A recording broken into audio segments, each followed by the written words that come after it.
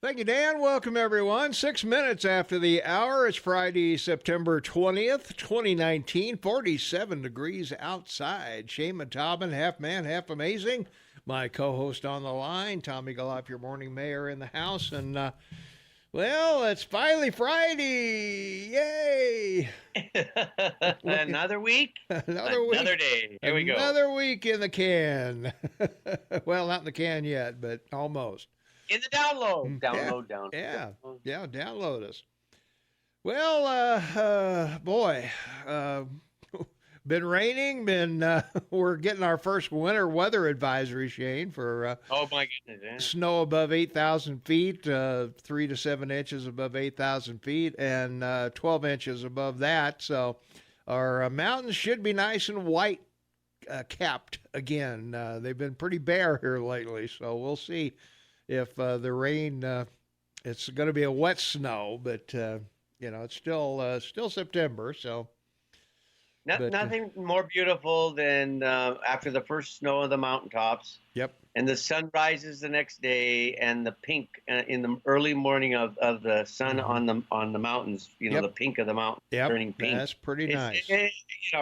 Every year with my girls, we watch that happen. Yeah, In house sound on the mountains that we looked out over, the first snowfall, and we'd watch for the sun the next day. It was amazing. pretty Always so beautiful. pretty nice, pretty nice. Last best place on earth. That's where You we got live. it. That's where we live.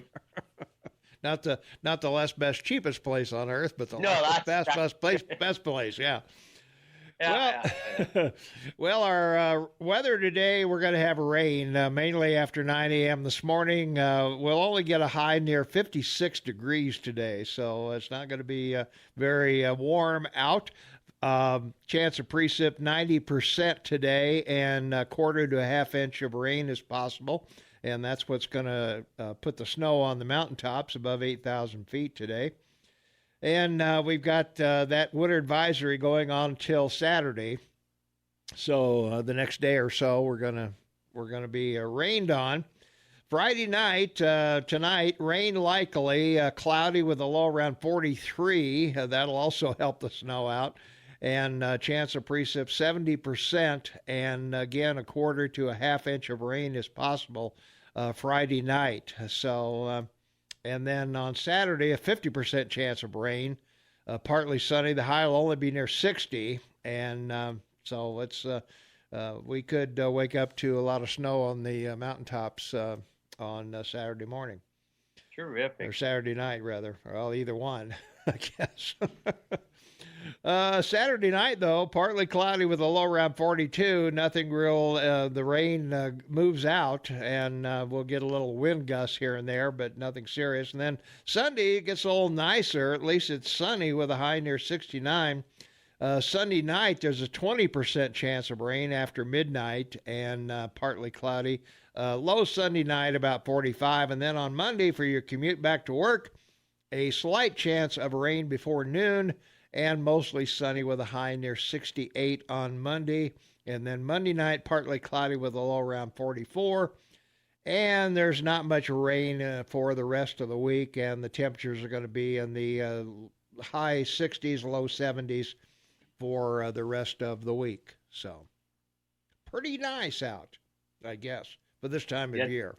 it's it's right on, baby, for the time of year. That's the weather you want this time. Yeah, it's tolerable at least. Yeah, exactly. Temperatures around the area right now: Livingston's 48 degrees, Manhattan's 45, Three Forks is 47.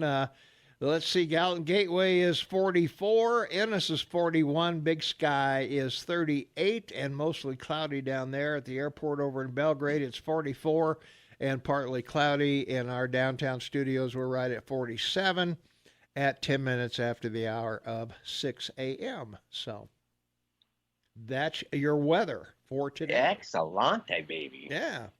Our poll question of the day, since we're having the climate march today. I'm so excited. How about you, Shane? It's a bit overwhelming for me to realize that they've carried this story so globally that people in vast numbers, Mm-hmm. feel that they understand and know what's going on. And it's very, very sad how mankind can Mm-hmm. be directed and moved. And, The existential fear I have for right now is not climate change. It's high tech. It's you know, Facebook and Google, and it's very scary. Hmm. It's really scary, Tom. I mean, it's not going to end up well. No, I don't think so either. Early voting on the is climate change real? 56% of you think no, it's overhyped theory. 18% say yes, man is destroying the planet. 1 or 6% are undecided.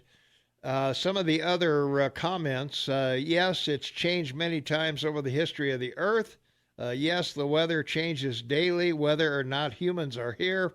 Yes, but not enough evidence to prove that man is causing it. So that's where we are at the moment with early voting. There Uh, you go, baby. Yeah. yeah, our poll question from yesterday: when you do the dishes, do you 40% use the dishwasher? That's what I use, and Yeah. 28% wash them right away. Another 15% wait for there to be a sink full, and 15% have other answers. One is I have kids do them, usually do them right away, dishwasher and hand wash. The items that shouldn't go in the dishwasher, I never do dishes and wash them as I need them. So that's our exciting poll question yesterday about dishes, doing your dishes. Wow. So you don't get that kind of stuff on the other channels, You just No, don't. I know, I I mean, know. that's a KMMS Morning Soapbox exclusive. Well, Dishes. having run several kitchens and having been a chef, what I clean as I go. Yeah. Meaning, I rinse and put dishes away. I wash pots as I use them. I Hmm. don't just pile them in so that by the time I finish dinner or a Yeah. meal and served it, everything's basically done except for the dishes that have been plated and Hmm. ate off of, and then Right. you just rinse them and put them in. So and it's important in this day and age because people, particularly single mothers, need to organize their life because time management is so important. I mean, you break down 24 hours into how much time you have, particularly Hmm. with children, and saving 15 minutes of Is cleaning dishes. yeah, it's critical. Yeah. Yeah, dinner and breakfast. Hmm. That's half an hour a day. I mean, Yeah. some people spend 2 hours a day, Hmm. driving to and from work alone. I mean, Yeah. it's pretty Well, I cool. think most people listening to us that had siblings, my brother and I and my sister got to do the dishes. That was one of our chores, Yeah, that we did. Give mom and dad a break from because they worked all day, that's and right. all we did was sit in school and goof off.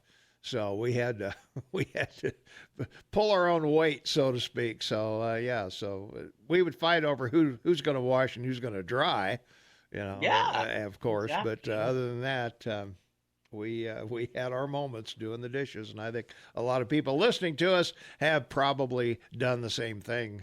Their parents Exactly. stand on the stool, so you can reach the sink, and there you go. All right. Do we really want to talk about Ferdinand Magellan in 1519? Set out from I think Spain so. on a Yeah. voyage to find a western passage to the Spice Islands in Indonesia. Yep, the Maluku Islands, which were basically the provider of frankincense to the Roman Catholic Church, Mhm. that they would burn during their services, and of course and the Maluku Islands are in That the they middle of brought to the baby Jesus, too, frankincense, myrrh, and gold. the Maluku Islands are in Mhm. the middle of the Indonesian Mhm. archipelago. So, yeah, well, you have to think about it in terms of what he did. I mean, he started the first circumnavigation exploration of the planet. I mean, the first one. Mhm. Up until that time, he was either the Silk Road that crossed through southern China and then Afghanistan, India, and on to Europe by land, or they'd been able to get around Africa and travel into the South, South Pacific and this area. But anyway, long story short, he was Portuguese. They were very brilliant and became expert boatsmen and salesmen in the 16th century. So yeah, he managed to get Charles of Spain to finance a trip, and off they went and around South Africa and off into the quiet sea, as he called it in Portuguese, which ended up being called the Pacific. So the peaceful sea of the Pacific, is it was very little wind on it, so big, and the southern, hard to cross in a sailboat. Well, yeah. And he died. He died in on one of his voyages around the world, and this one he didn't complete it because he died. But it's just such a phenomenal thing to realize. I mean, we look at a globe now, on the bookcase and go, "Oh, there's the planet." Well, take a close look. This was not a 4-day trip, in a cruise ship with buffets and open breakfast everywhere. Right? Yeah, there weren't deck chairs. No. Yeah, exactly. Yeah, I mean, these ships were like 500, 100 to 120 feet long. Yeah. I mean, they're not all wood. Yeah. Yeah, we're talking about 10 to 20 yards long. Like, wow. Yeah, like they were the red zone football. All right, we've got to take a break here and talk to the farmers, ranchers, cab drivers, truck drivers, all the great folks that bring us all our food and clothing and booze and everything else. So here's News in Agriculture. 23 minutes after the hour of 6 a.m. It's Friday, September 20th, 2019. 48 degrees, looking for a high of 62 today. 62, Shane, 62? What? Is that? How's that work? Well, it's not 90. I don't know. Let's see. From our text line, 478-8298, the Straits of Magellan were critical navigation refuge to avoid the Cape Horn Antarctic Passage. Duh. That's correct. So that's where they went. So, yeah. At least they were smart enough to do that. Well, yeah, it's it just when you read the history of the oceans of the world and the traversing of them, in the last 400 years, it's just incredible. It's these people went out. They didn't. I mean, a lot of people don't know. Like 40% never showed back. I mean, they disappeared. Yeah. I was going to say they either were lost in storms or went down with the ship or were attacked by pirates or who knows what all happened to them. I mean, the South Seas crash in the 1700s resulted in a worldwide depression. Yeah, because I can't think of the insurance company in England. What's it called? The famous Lloyd's of London. Lloyd's of London. It had was a limited partnership. They took money from people to insure these ships, and so many disappeared in a 10-year period that it caused a 50-year depression. And basically stopped shipping for a very long time. But it's just a fascinating reality of how the world expanded and exploration occurred. Yeah. Well, in 1870, Italian troops took control of the Papal States, leading to the unification of Italy. Amazing reality. The beginning of Italy began basically around 272 BC, before Christ, of course, the Roman Empire. Unification starts up in 1861 after the collapse of the Roman Empire in the 4th century. So that's like 1,400 years before it was unified. It used to be papal and republic states, city-states they were called, actually. The fascinating thing is that Italy didn't become a formed country till the 2nd of June 1946 with the current republic, and January 1st, 1948, their first constitution. So they've only been around. Oh, and here's the best part about it. So they've been around since 1948 as a country, and they've had 68 governments in that period of time. Wow. Love it. They can't get along. No, those Italians, they just love to debate. Yeah. Well, in 1873, panic swept the New York Stock Exchange in the wake of railroad bond defaults and bank failures. Back in 1873, the forerunner of 1929. This is one of my favorite stories of America, financial stories of America. I just want to take 1 minute to rant about it. People need to read about it. It's fascinating. First Black Friday. Now, nominally, since the beginning of your country, you've had on an average a depression, bust of every 50 years since, during in the history of your country. So two things here important. The kitchen cabinet was because Grant was president, and the kitchen cabinet came to be because he would let friends in the back door because he was an alcoholic, and he'd sit in the kitchen and drink whiskey and smoke cigars with his friends and talk. Okay. So Gould and Fisk are these two financial guys, some of the worst robber barons of the 1800s. I mean, like hated. And they convinced Grant to stop selling gold to fund the country. It's a great story. This happens in 1869. So he stopped selling gold. Well, they went out and cornered the market and drove the price of gold to $161. Like, we're talking today, $1873. Yeah. Yeah. And today that would be gold at 16,000. Yeah. Anyway, he gets convinced by his Treasury Secretary that this is not a good idea. It's going to hurt the farmers and, price of food to be sold in Europe, blah, blah, blah. So they sell gold, but he writes Gould's wife a letter to tell her to get out. Grant does, and tells her she shouldn't be in the gold market. And her husband Gould sees the letter, so he starts selling his gold behind his partner Fisk. So Gould ends up making a fortune and killed later by somebody, and Fisk goes broke, and then you have a depression. So the first Black Friday was officially September 24th, 1869. The gold panic caused by these two gentlemen. You should read about it. Fascinating story. All right. We'll be back with local stuff right after the news at the bottom of the hour. So stay tuned for that. We've got Montana State News, Fox News, and the weekday weather with Brooke Foster, also a little on Radio Shack and the Belgrade Dental Associates. So stay tuned for that. We'll be right back following those important messages.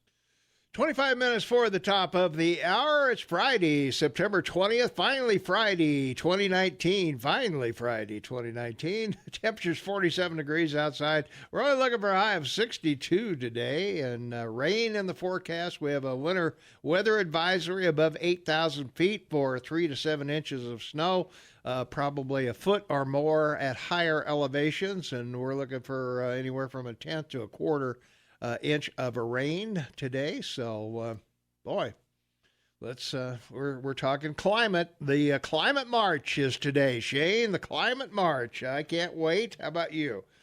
I think it's going to be exciting. Can't wait to see the video. Whoa, wow. Yeah. And all those amazingly handmade signs. That's what I love to see. I know. I know the oil-based paint on the signs and the right. Sure. Yeah. They got up this morning early and right. Yeah, made the signs. So there was, on our poll question of the day, which you can get at KMMSAM.com or vote at our Facebook page, facebook.com/KMMSAM. And is climate change real? As our question of the day. And, well, I really thought that in the 21st century, the World War III would be caused by water, fresh water. Like water wars, basically. Yeah, we can't. Like Waterworld, the movie. Yeah, exactly. And now I'm thinking like the probability that, but the way this is being pushed on a global audience is it'll have something to do with the environment. Like oil. Like we got to get rid of oil or whatever, right? Yeah. Because we talked about if everyone today that goes out and demonstrates really believes what they're saying. I know. Throw away your cell phone. Don't wear tennis shoes. I mean, like you said yesterday, you know what I mean? Like, throw away your telephone. If it's made in China, you need to get rid of it. If it's made in plastic, you need to get rid of it. If it's go naked, but 95% of all clothing has some kind of petrochemical in it, so it doesn't wrinkle or fade. Or the dye or the color or whatever. Yeah. So, by all means, and if you're, riding your lubricated bike to the march, driving your car to the march, I don't know. Anyway, our poll question of the day is climate change real? And so far, 63% of you think no, it's overhyped theory. 15% say yes, man is destroying the planet. 15% also have other answers. Yes, It's changed many times over the history of the earth. Yes, the weather changes daily, whether or not humans are here. And yes, but not enough evidence man is causing it. So, uh,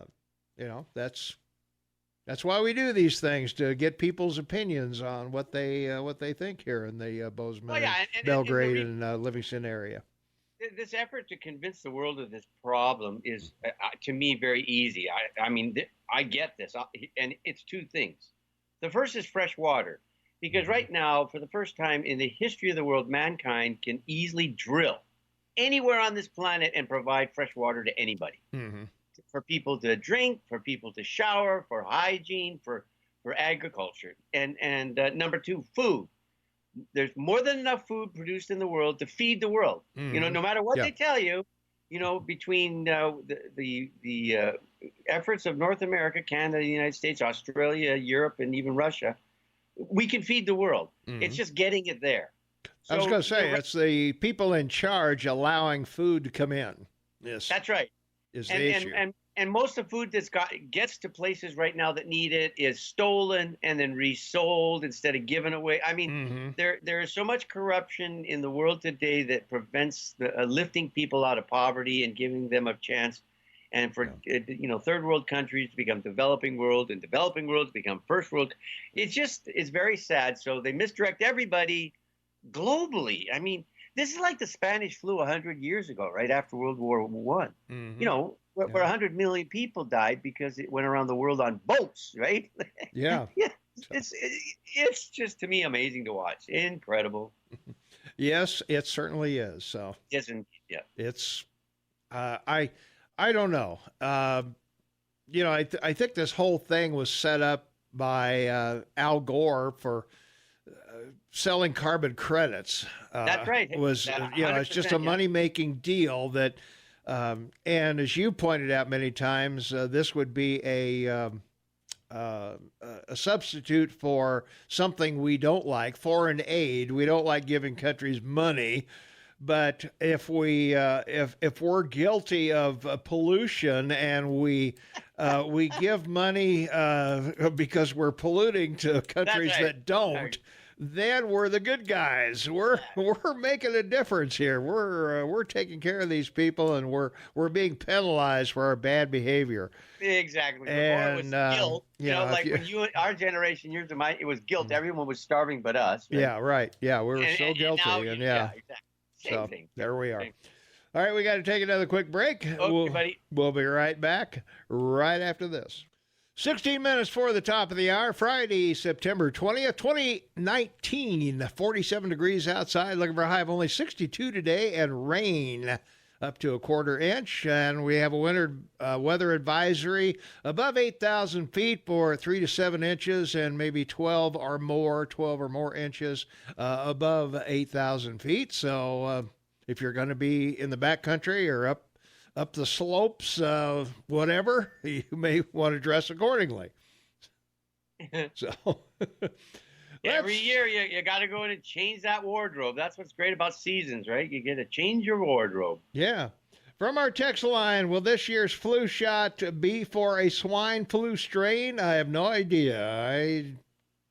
I just get a flu shot at the VA. I don't know what's in it, or I don't really care. It's probably killing me, but what can I say, huh? Well, the interesting thing about the fact is, because of the time it takes to produce it and distribute it, they guess. They guess right. On what type of swine flu it may be. So it's always good to wait and find out if their guess is right before you get the shot. That's all I think. Right. From our text line, 478-8298, climate change is made up so Gore can sell books. If he really cared, he would not fly private planes. Planes are huge polluters. He can't ride with the masses. There you go, baby. Yeah. You got to be somewhere, and sometimes those commercial planes just don't go where you want to when you want to.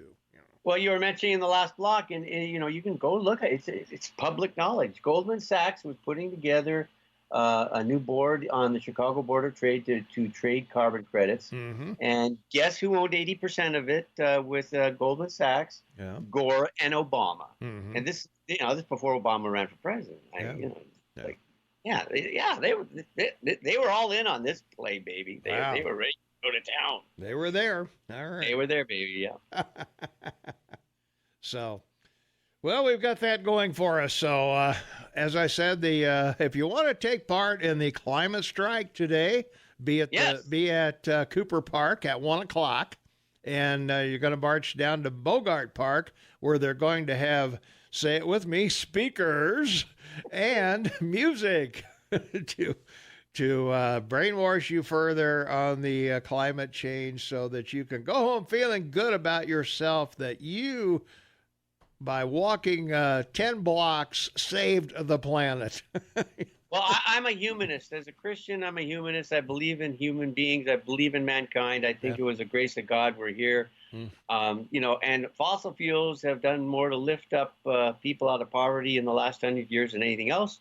Fossil fuels saved the whales. Fossil fuels have protected and provided a better standard of living for the planet and industry and everything that you can possibly look at that is part of your life every day. So the argument against it is so weak and so profound in its dismal scope of analysis, because it's just a theory, people. It's not science fact. Oh, by the way, NASA just released a report on sunspots. Yep. Go to the NASA website, read about it, folks. Learn about what heats the planet and causes change in weather. It's really important. Okay, we'll do that. So, well, in other news, Bozeman High School students apparently are smart. Shane, they're smart Of kids. course They beat everybody else in the AA high schools for their SAT tests, or ACT tests. Sorry, that's a different test. The ACT test, and it's an academic test, but they scored 502 juniors took the test, and they scored a composite score of 22.0. So I'm not sure what's that's a scale of, but anyway, they were tops among the 15 AA high schools in the thing there. Belgrade was 16th, I believe. Bozeman was number 1, and couple Missoula schools were second, and Helena schools were third, and then Kalispell, and then Belgrade.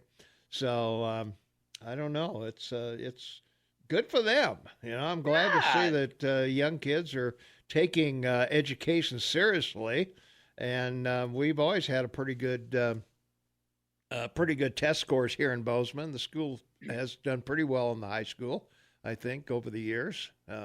I don't know if they're being brainwashed. They do get out of school today. No work, no school. If you want to march, you're going to be down there with all the rugrats and the college, mush for brains with their signs down there. Anyway, that's kind of where we are there. So, all right. Let's see. Other things that we need to talk about today, of course, and there are lots of them. There was a settlement announced in District Court in Helena that maybe will not affect a related case that's still pending in Gallatin County District Court, but the state of Montana has agreed to pay House Majority Leader Brad Tinsha about $75,000 for the settlement of his lawsuit that challenged a state law requiring ethics complaints to be confidential while they are investigated, according to the Associated Press, anyway. And the settlement comes after the U.S. Circuit of Appeals ruled in May that the state law is unconstitutional. Well, there you go. So it's important for the public to understand how weaponized the Democrats have made the office of the Commissioner of Political Practices. And that's from Matthew Monfortant, the lawyer who is representing Tinsha. So ACT stands for American College Testing. The average score is based on a scale of 1 to 36. Ah, So there you okay. go. So So 22 is, out of 36, pretty high. yeah. Yeah. The average composite across the country is 17.7. Mm. The highest composite is 25.6 All from right. Connecticut. So there you go. We got to take a break. We'll be right back with more exciting conversation right after this. 8 minutes before the top of the hour, Friday, September 20th, 2019, 47 degrees outside. From our text line, Tom, you answered your own question. Are they being brainwashed? They have the day off for this climate thing, don't they? That's your answer, not your sister Tam. There you go. Well, it's true. I mean, it's like what high school child or grade school child wouldn't take a day off if they're now if you go out and demonstrate about this, you can take the day off without having to go to school and not get in trouble, or you can go to school. Yeah. Oh, well, that's an easy. This is a hard. That's a no-brainer, isn't it? Life is about choices. Good choices, good consequences. Bad choices, bad consequences. Bad consequences. Let's take a phone call. 522-TALK is the number. Caller, you're on the Morning Soapbox with Tom and Shane. What's up? Good morning, sir. How are you? Good. Hey, I have a question. Back in the 80s, I was approximately 29 years old. Back in the early 80s, late 70s, I decided to go back to school, quit the workforce, and I ran into a problem. I've been in the workforce ever since I returned from Vietnam and working every day. I went back to school. Now they're telling me I have to take off school to observe holidays.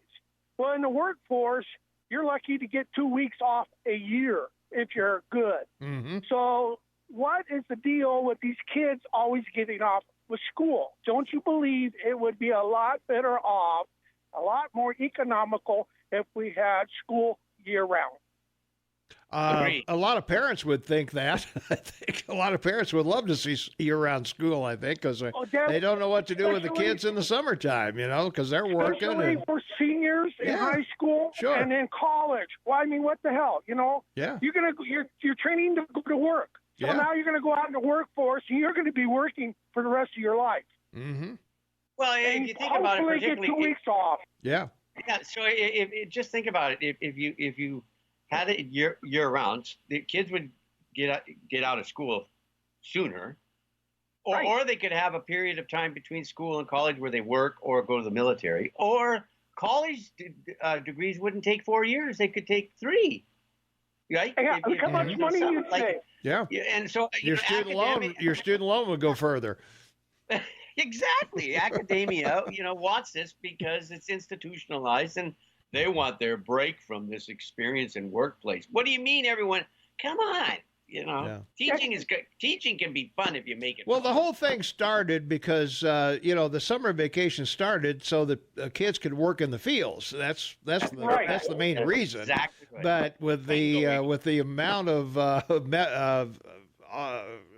robotics, tractors, and all the stuff we have now, you don't need those kids every day during the summer. So, yeah, I'd be for year-round school. I think it's a good idea.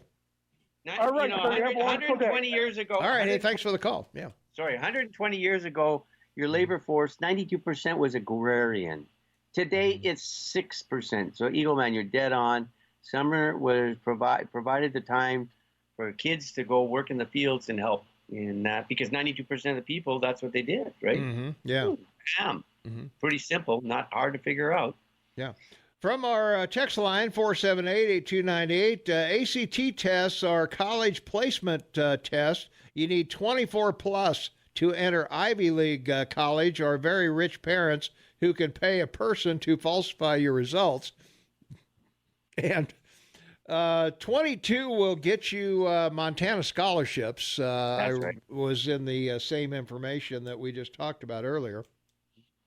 Also from our text line, the global warming narrative, it's all about control. You need to have a global problem so that you can have your global solution. That's correct. And I was going to say, maybe when, people burst into flames at the equator, or, the glaciers start threatening our northern border, maybe I'll buy a curly ball. I don't know. I think I'll have time if either of those two things happen. So, Yeah. that covers both climate and weather, Yeah, heat it's and like cold. So, it's like a paddle tube that fly fishermen use on a lake, right? right. That's exactly right. Yeah. Okay. Get ready because you're gonna have to get Yeah. around my water. Yeah, exactly.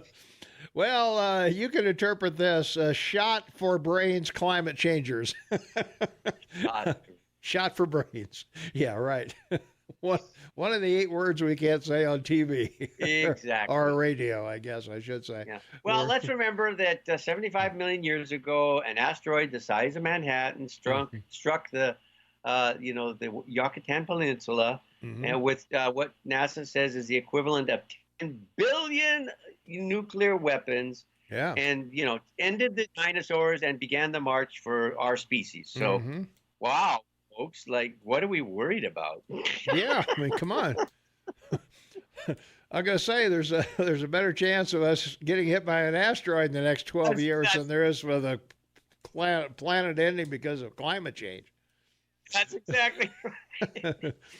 All right, before we go, tickets are on sale Friday for a Holocaust survivor. The stepsister of Anne Frank is going to be at MSU on November the 3rd. Tickets go on sale Friday morning, so if you want to get some tickets, tickets for the event are $5 for students, $18 for the public. They go on sale at 10 a.m. this morning at the Bobcat Ticket Office or Ticket West outlets or TicketWest.com. So if you want to attend that talk by Eva Sloss, a Holocaust survivor and stepsister of Anne Frank, we'll have a Q&A session November 3rd at MSU Strand Union Building Ballroom. So you can get over there and check that out. And that should be an entertaining talk or questions and answers. A lot of people don't remember the Holocaust. They sort of know what it is, but the total annihilation of humans by other humans, unheard of in, I guess the Russians probably killed more people, but anyway, it's the camps and all of that stuff. If you want to hear about that, then by all means. And Anne Frank, of course, had her diary, movie made of it, all of that about what was going on at the time. So there you are. Yeah, the devastation of the Holocaust was not just, overwhelmingly the Jewish religion. Yeah. But also gypsies, the LGBT. Yeah. Political people, political prisoners, anyone that, opposed the regime. Yeah, So the Holocaust, as far as that is, is somewhere in the realm of 8 million, of which 6 million were of Jewish faith. Yeah. 100 million people died from World War II. Scary. It is scary. Yeah. All right, we got to duck out of here, and we got Fox News at the top of the hour, of course, Montana State News, Brooke Foster weather, and Shane and I will be back. The county commissioners are scheduled to be in at 8 o'clock today, so hopefully they will show. And we'll take your text questions and all of that right after this. Thank you, Dan. Welcome back, everyone. Friday, September 20th, 2019, 47 degrees outside, 6 minutes after the hour of 7 a.m. Happy to be here with you on the Morning Soapbox with Tom and Shane. Shane, the texters have woke up, and they're ready to go. Here we are, baby. Let's do it. All right. Once again, Trump outsmarted the Democrats with the timing of the imposed tariffs. The Chinese economy is slowing. There are protests calling for change, especially among the student population.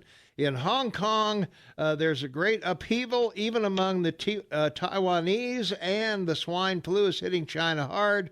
I'm not giving credit to Trump for everything, but the left constantly underestimates Trump. Fair enough. See, when I stop, you're supposed to talk. I did. I said fair enough. Well, I know, but it took a long time to say it. Well, yeah, like 2 seconds. I had to process. I don't process. Oh. I'm like Biden. It takes me a little bit longer to process. Well, like the texter said a while ago, I just answered my own question because that saves so much time. It saves me a lot of time when I answer my own questions. Yeah, I know. You see what Jimmy Carter said? Yeah, right.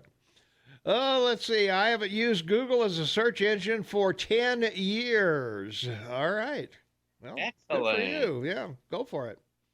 Let's see. 1,600 colonists shipped manure dried to colonies. Crates were marked, never mind, denoting to keep dry bottom of the boats from leaking, caused explosion when dried manure absorbed moisture. I don't know what that's all about, but Well, what he's anyway. talking about is that this Yeah, problem that they had in the 1700s, they used manure in the bottom of ships yeah, to dry it out because there was still leakage, even though the ships, And so what ended up happening, it would create a gas, which mm-hmm, we all know about from cows. And of course, the gas would rise and a candle, kaboom, ship blows up. Now you have a yes. problem. It took the British 20 Mhm. years to figure this out back in the 1700s. Wow, good for them. Yeah. All right, global warming is real. Denying it makes Republicans look stupid. Well, I think there's plenty of Democrats that deny it. I mean, come on, it's not a Republican issue. It's supposed to be a global issue for all of us, not Republicans and Democrats. What about the Chinese and Indians and the Taiwanese and the Malaysians and Vietnamese? Come on, you think they don't care? Apparently not. At the Yeah. rate they're building coal burning electric plants, right? So Yeah. What they should deny is that it's a big problem. It's a big problem claimed, and that taxing people will fix it. Well, that's right. that's true. Taxing people won't fix it, but anyway. Nope. Well, the Mueller report just won't end. I wonder how many listeners have an opinion on the Mueller report without having read it. Depend on someone biased telling them what's in it. Well, I did read the part about Facebook and all of that, Shane. Yeah. Yeah, and Pretty fascinating. yeah, well, yeah. I mean, there's evidence all over the place that Russians, bought ads and stuff like that. There's no proof that Trump had anything to do with it, or that it had any effect whatsoever on the election.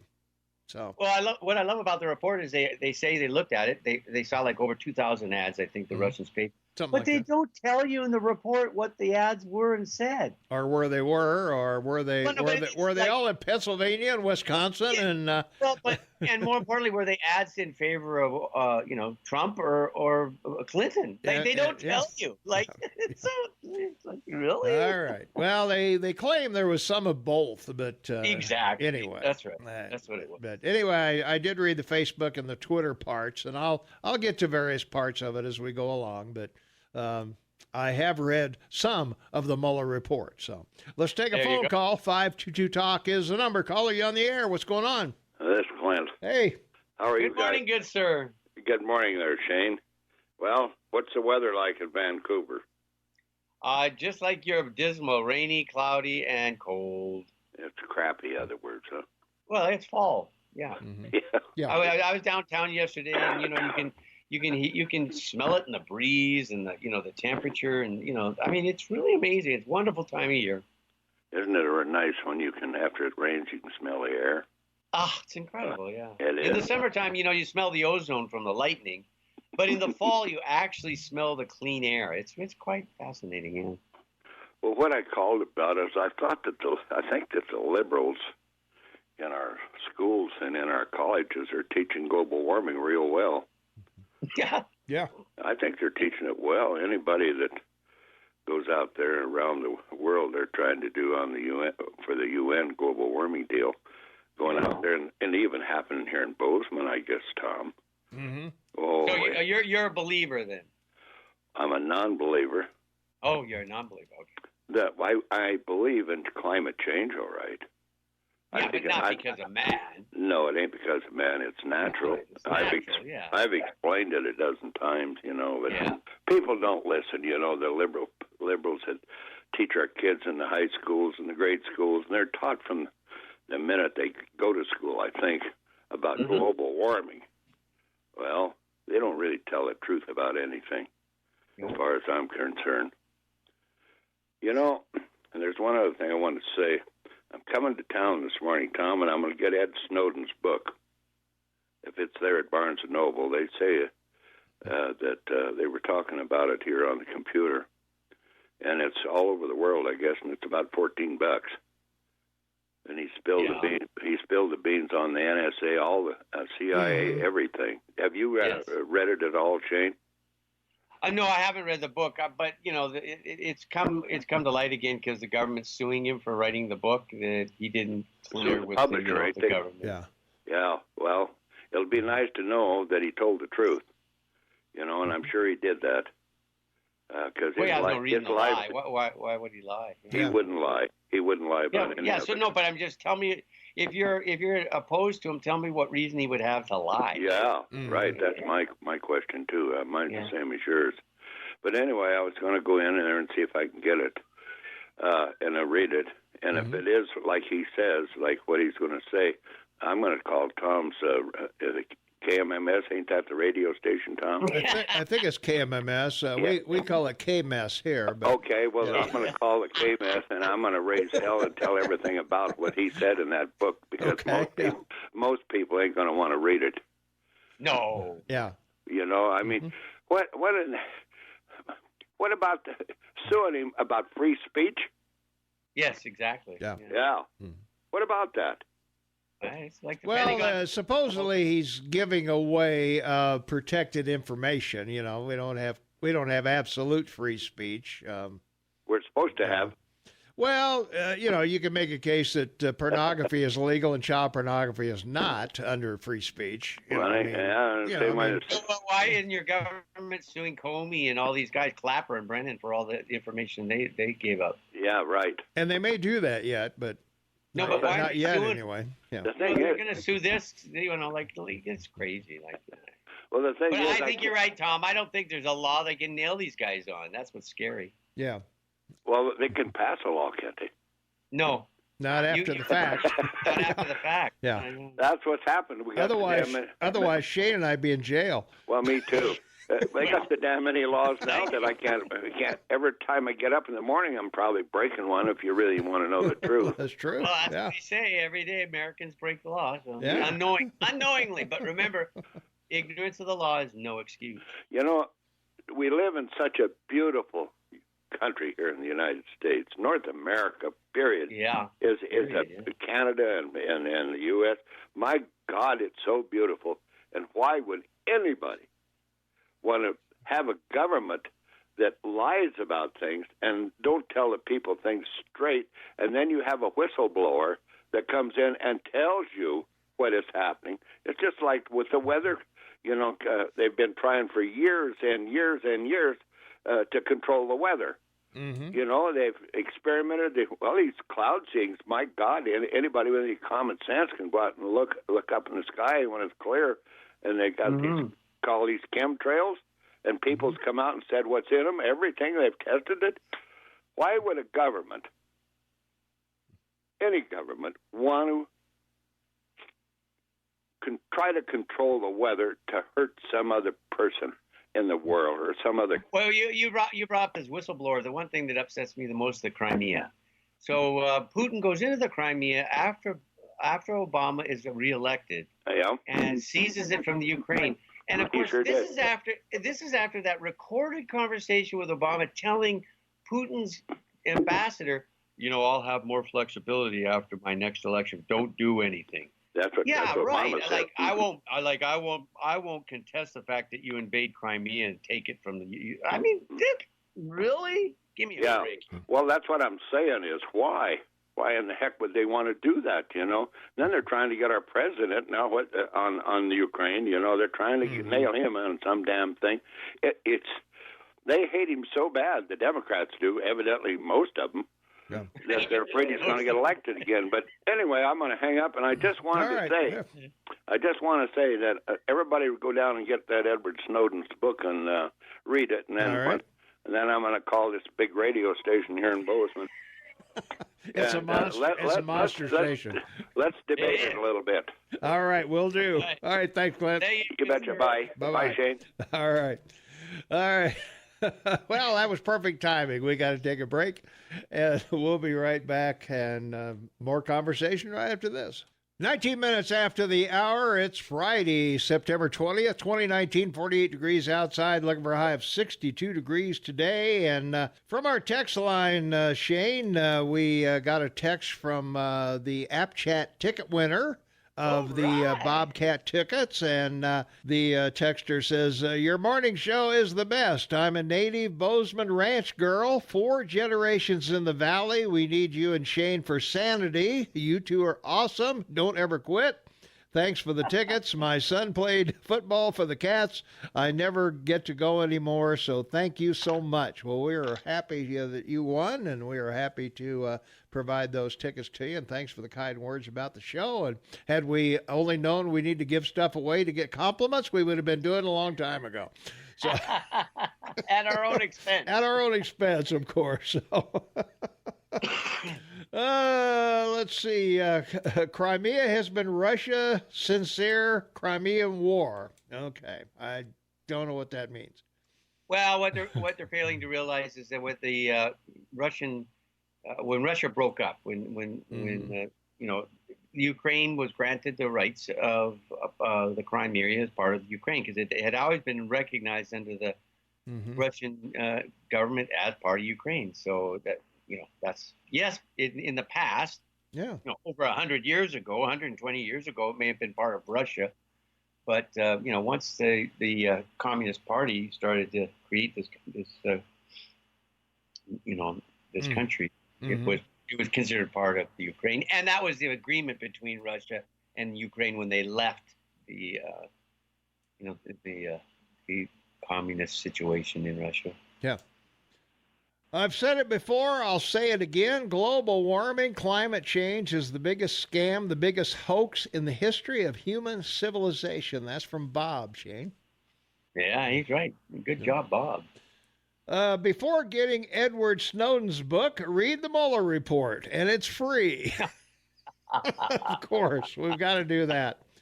Donald Trump is not a conservative. We conservatives are angry that you call him that. Smears conservatism. I don't believe I've ever referred to Trump as a conservative, ever.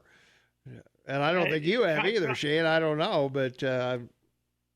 Trump solves problems. How do you solve problems? You negotiate. And, there's give and take on it. So it basically, in essence, a good businessman who solves problems is a moderate in the middle. Yeah. That's how you succedd. Yeah. It's crazy. And the fact that, you could point out, you could point out all kinds of failures of Donald Trump.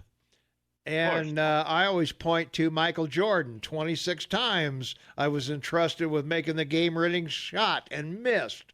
The reason I succeed is because of my failures, and I would go along with you read anybody in history. Henry Ford, 3 times tried to start an automotive company and failed.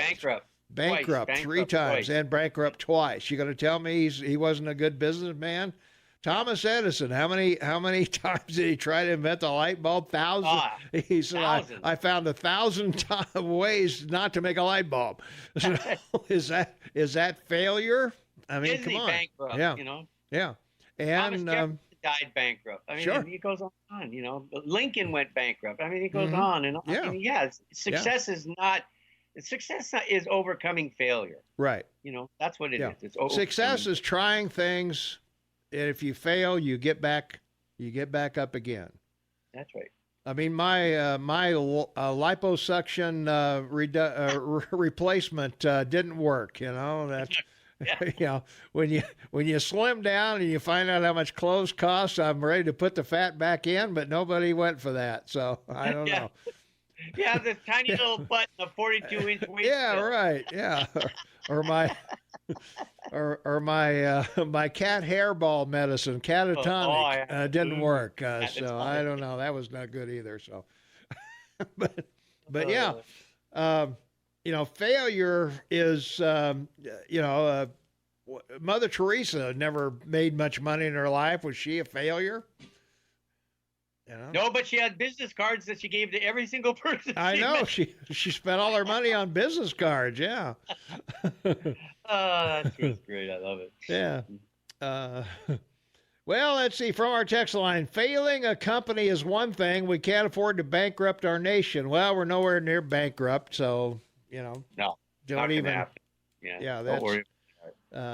not going to happen. Over on our climate question, over on our Facebook page, getting a lot of action over there.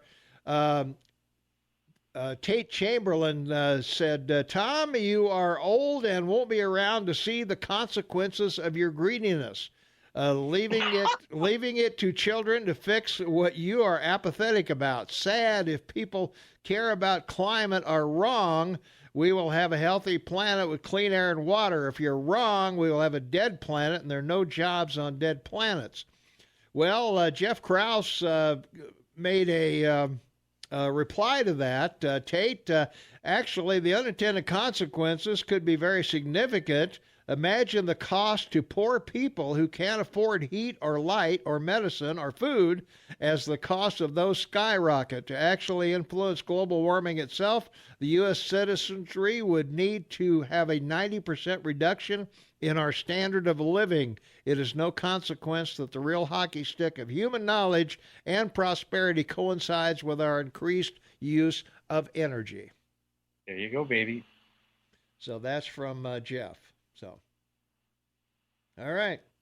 Acid rain, political ploy of the 70s. So, Not actually not. And we've made this point, and it has to be said. Pierre Elliott Trudeau went to Nixon. He started the Environmental Protection Agencies. They set standards, and the U.S. adapted, and innovation created filtering and cleaning up the acid problem. And between 1970 and 1984, that with the addition of cleaning, the coal plant emissions, technology ended acid rain in Canada. And the problem is that China and India won't buy it. They don't want to pay for it to use it on their plants. Okay. Let's see. Debt has exceeded GDP. It did in World War II. Thank you very much. I'd say that we were close to bankrupting our nation. Well, you'd be wrong. At least that's what Henry Kriegel said in 2009 when Obama was adding to the debt. Well, what can I tell you? The numbers prove otherwise. Well, and let's remember we covered this too. So Obama comes in, gets elected 2008, comes in 2009. The first thing he does is he puts together an $850 billion plan to rebuild America. Remember, that was his first big thing as president, get through the Senate and the House, which he controlled. And as we told you, where'd that money go? Into the cash of the departments that he ran, still sitting there today, which is why every cabinet position, every cabinet post or, in the federal government under the executive is flush with cash from 10 years ago. Like, unbelievable. From our text line, 478-8298, has it ever occurred to you, too, that Trump is a con man and you're both too blind to see it? But that would require self-examination and an admission you're wrong. Can't do that on the radio. Well, when... Tell me the con. I want to know the con. Yeah, I was going to say, what is the con? If you're going to accuse someone being a con, then you know what the con is. So whoever sent that email, please send us the con. Tell us what he's conning us about. Yeah. Just want to know, because if I'm guilty of being conned, yeah, I'd like to know what the con is. Right. You and Trump supporters sure pretend Trump is a conservative. Guess who loves tariffs? Chuck and Nancy. Whoa, I don't know where that came from. Every student I've heard interviewed said that the reason they're protesting for addressing climate change was that their teacher said climate change is a scientific fact and that their future is in peril. Every opposing view is supposed just as it was in Nazi Germany. But this current generation is so ignorant of history, and this is something the Democrats are counting on. By the way, climate change is real. What they won't say is that this ebb and flow climate change has been going on since time immemorial. Mm-hmm. All right. We got to go. And we've got Fox News at the bottom of the hour. We got Montana State News. We've got Brooke Foster Weather, Park Electric, Zip Recruiter. I mean, you don't get this. You don't get this on these other so-called talk stations. So we'll be back with more so-called talk right after this. 24 minutes for the top of the hour. It's Friday, September 20th, 2019, 47 degrees outside. Looking for a high of 62 today. And, boy, the hits just keep on coming. From our text line, perhaps you can point out where in history trade wars have worked out. Well, I can. I can point to 4 places they've worked out. We have had tariffs almost forever on tuna, on tobacco, on sneakers, and paper clips. And that's worked out just fine. Thank you very much. That's right. There isn't a country in the world that doesn't collect money off of tariffs. Mm-hmm. And that's why your president wants to renegotiate the trade routes with no barriers, no tariffs, no taxes, and a level playing field. This is not complicated. Yeah. I have to apologize for my black-faced prime minister now, who says, he was a man of privilege because he was, his father was prime minister and he grew up. And apparently, being a person of privilege, you're not educated enough to know what's racist and not. And that apparently being privileged, he didn't know that blackface was offensive. It's like when he came out of the G7 conference last year and said, "This is wrong. These tariffs on Canadian steel and aluminum." And I had to apologize because we have 15,000 tariffs on American products. Give me a break, folks. Thanks a lot. Up. Yeah. Let's go to the phones. 522-TALK is the number, 522-8255. Call you on the Morning Soapbox with Tom and Shane. What's going on? Good morning, gentlemen. Hey. Good morning, good sir. I would suggest that all the people that are afraid of man-made global warming and its results on the planet would download last night's first hour of Mark Levin's show. And he'll explain, as he did last night, he'll explain to them that the constant references that were made to what was going to happen, the Statue of Liberty going to be underwater, and underwater, all the over the years since 1979 that have, and it's just never happened. It is a big hoax. There's no two ways about it. Mm-hmm. And then I'll remind them. I think a news story came out a couple of weeks ago. A bunch of climate scientists and some reporters got on a ship out of Scandinavia and went up into the polar cap, and they got stuck in the ice. Well, there you are.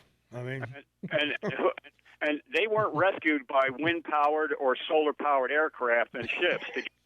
Okay. Very good. So, and this whole thing is just a global. It really is a global conspiracy, in my opinion. Mm-hmm.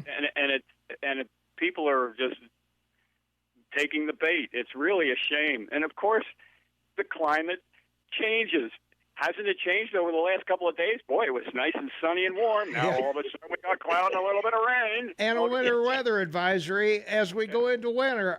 What's happening? I mean, a month ago, Tom was trying to get to 90 degrees a day, and now you're at 58. What's going on? Well, we couldn't even get to 90 for... Okay. Thanks, guys. Thanks for the call. Point well made. Thank you. That made my weekend. Right. All right. Well, the text line just keeps on rocking and rolling. 478-8298 is our text line. What Americans need to realize is what destroyed Venezuela was debt and spending. Don't you think it could happen here? No, I don't. Remember the former USSR. Well, the USSR changed because of us, not because of anything else. See, when I stop, you start. So. Oh, I'm sorry.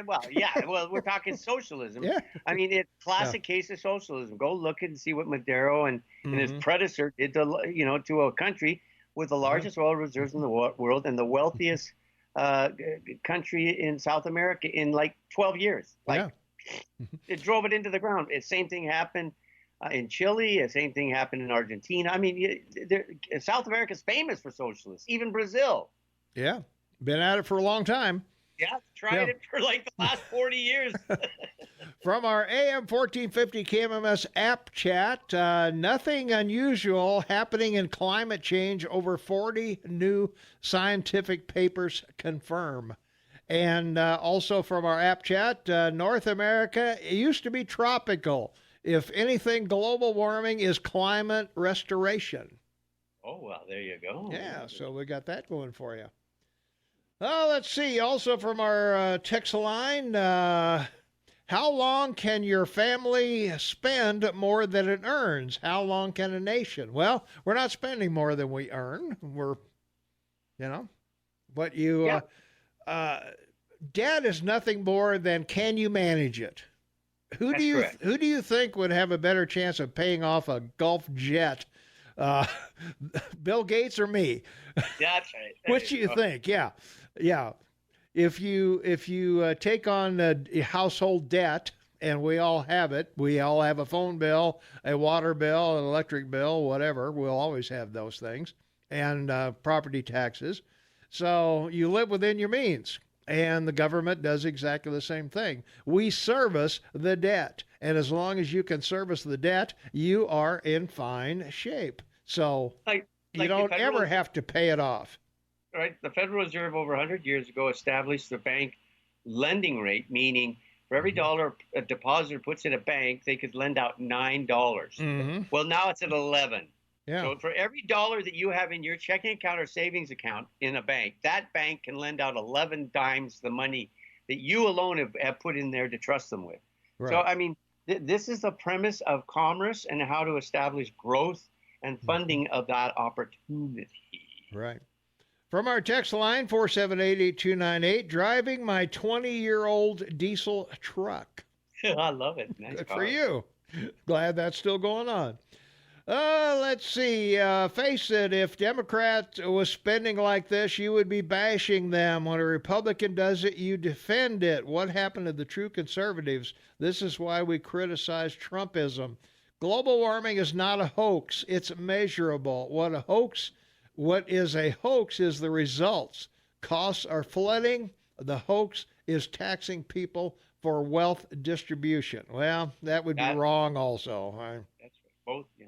Yeah. There's no such thing as income inequality, in case you want to debate that. I'll be happy to do it. Yeah, let's go, baby. Yeah, message to the green people: if you're going to go with your climate crisis, then we need to get busy mining like never before. We're going to need some really big holes, unless you prefer to take advantage of child slave labor in Africa or held hostage to rare earth mining in China. Try thinking about what you're demanding. You covered that, Rocket Man. That was the cost pretty good. of building, a windmill and the cost of solar panels and the amount of minerals it would take and the amount of mining it would require. Yeah, nobody looks at the unexpected consequences of what they're seeking. You guys need to learn the difference between climate and weather. Well, if you read the little blurb on our poll question, I mentioned climate versus weather, climate or weather. They're two different things, and we are certainly aware of that. We know the difference. So, that's why they don't call it weather change. Well, exactly. And the remarkable thing about the planet is we have all kinds of different climates on the planet that we can look at to see how high temperatures and high degree of moisture in the air, how it affects the climate in that, in rainforest. I mean, there's a rainforest on Vancouver Island, a rainforest. Yeah. It's a designated, recognized global rainforest. So come on, folks. Of course, we know the difference between weather and climate. Woo! All right. We got to take a quick break. We'll be right back. 11 minutes for the top of the hour. It's Friday, September 20th, 2019. 48 degrees outside. We're looking for a high of maybe only 62 today. We have a weather advisory above 8,000 feet. So if you're planning on going to the back country or going up somewhere, better wear appropriate clothing because you could get 3 to 7 inches of snow and as much as 12 inches above the 8,000 foot mark. So Yeah, you let's need see. one of those light aluminum blankets, made out of aluminum and petrochemicals to keep you warm. Yeah.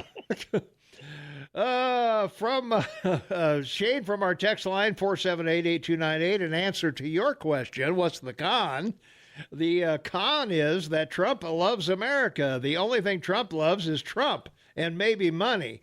Guess that's why he has Air Force has Air Force Pence all of his cabinet and 200 plus golf trips to his resorts. We could go on and on with this, but you said it the other day, Tom, you don't care. Sad. Well, what am I going to do about what the president does? I mean,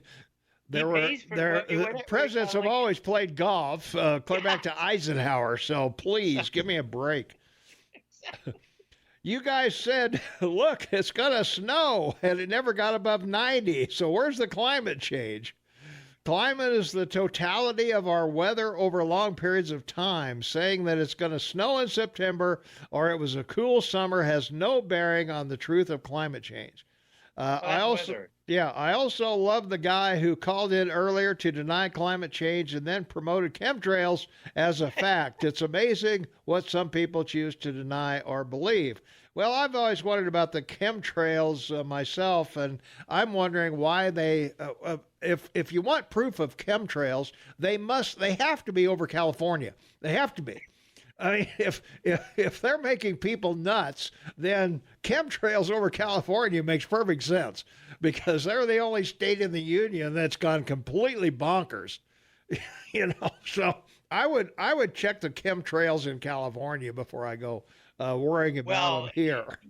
With over and just commercial flights over the continent for the last 60 years, 10,000 a day for the last 60 years. Mm-hmm.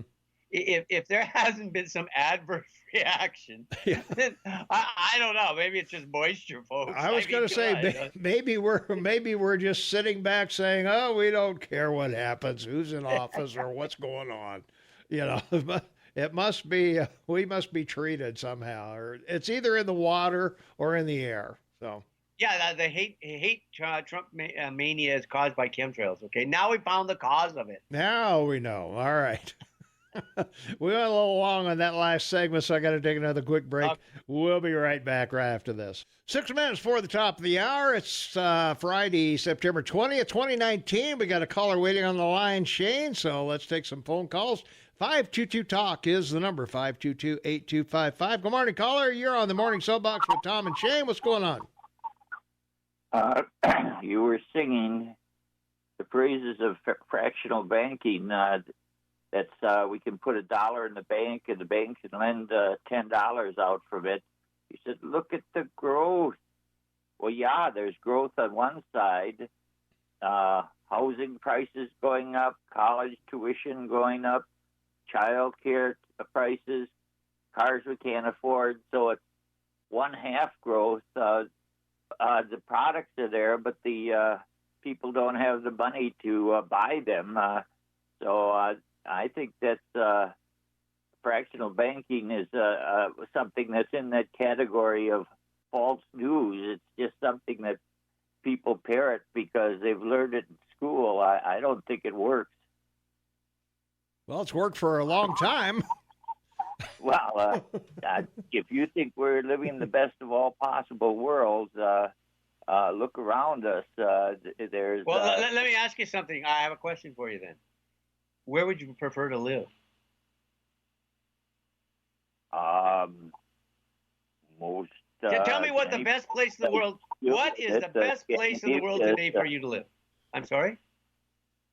Scandinavia is a nice place. Most anything is a nice place if you have the right attitude. Yeah, but Scandinavia is based on the same political, economic, social concept as North America. It's a capitalist society, so that doesn't work well. So where would you prefer to live? They take these surveys every year for happiness. Denmark comes in first. Finland comes in around first. Yeah, if But you want to, United- if you want to pay 60% in taxes, it comes in Bingo. first. Exactly. Well, they're happy. Well, they're happy paying taxes. That's fine. I don't know that we would be. Are trinkets important to you, or is your raising of What's your that? conscience important to you? What's that? I'm sorry, you broke up. I didn't hear you. I say, is the trinkets you play with more important to you, or is the raising of your consciousness and the liberty to do what you feel is going to make you happy? If you're working like a dog, that isn't going to make you particularly happy to get your But trinket. Tom, if you've listened to our show, Tom and I have always agreed and spoken to the fact that under capitalism, it's one of two choices: is it something you need or it's something you want?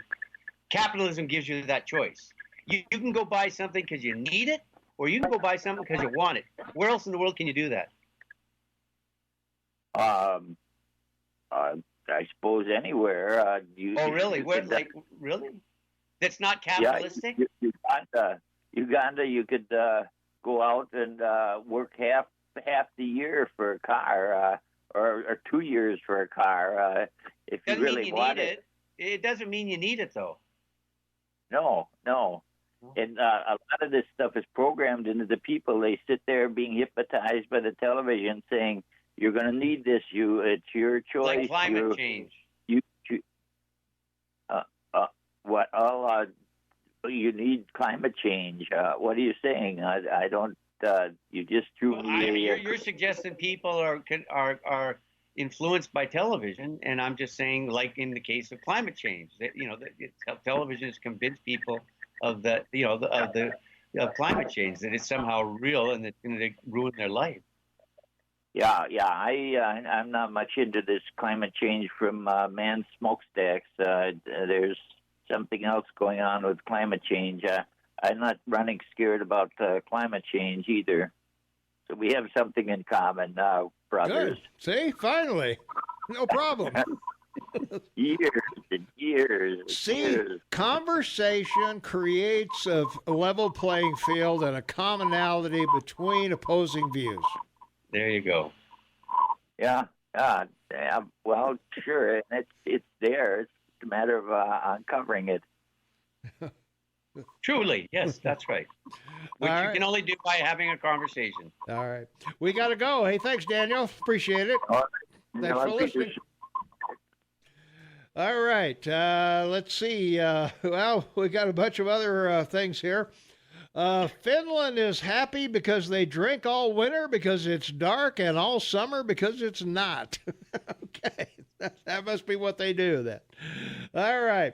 We'll be back with more right after the news at the top of the hour, and hopefully the county commissioners will join us, and we'll be back with them or more open lines right after this.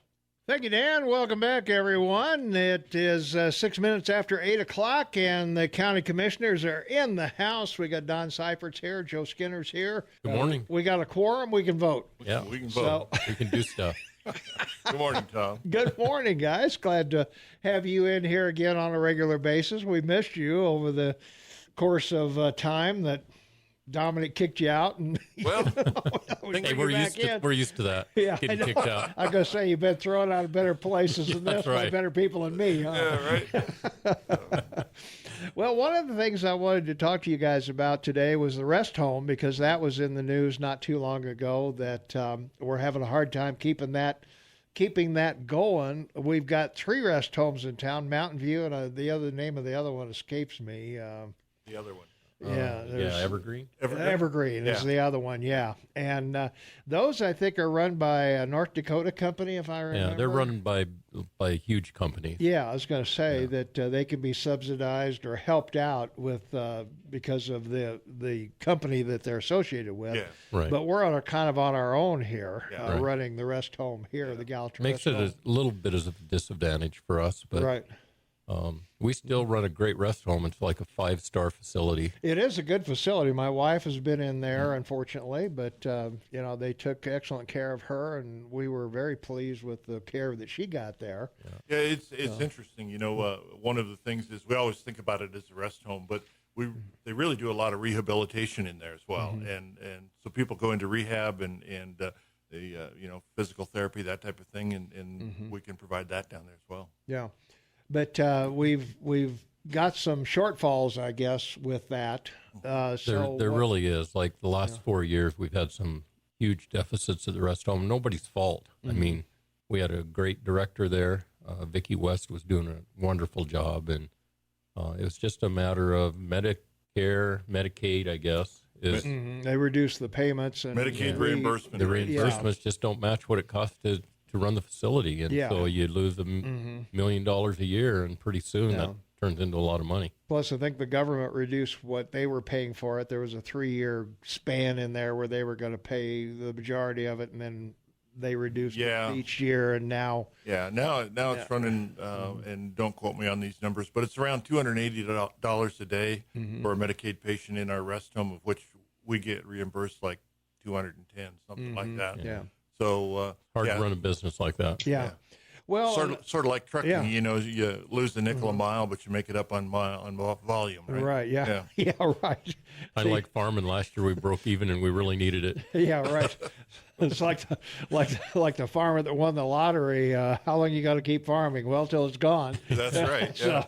Yeah. And that's kind of where we've been in that same situation. Is for 4 years our finance has been telling us we've got a problem, and well, I think we've burnt through our capital reserves just because we don't want to close that rest home. We don't want to. Well, no.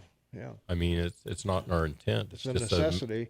A situation where we've got to do something drastic. Well, and I think yesterday we had a nationwide strike of nurses. Several states, nurses, want more money, and I think we face the same problem here, and not only in the hospital but in the other nursing homes as well as the Gallatin Rest Home. So we've got a staff of not only RNs but then CNAs.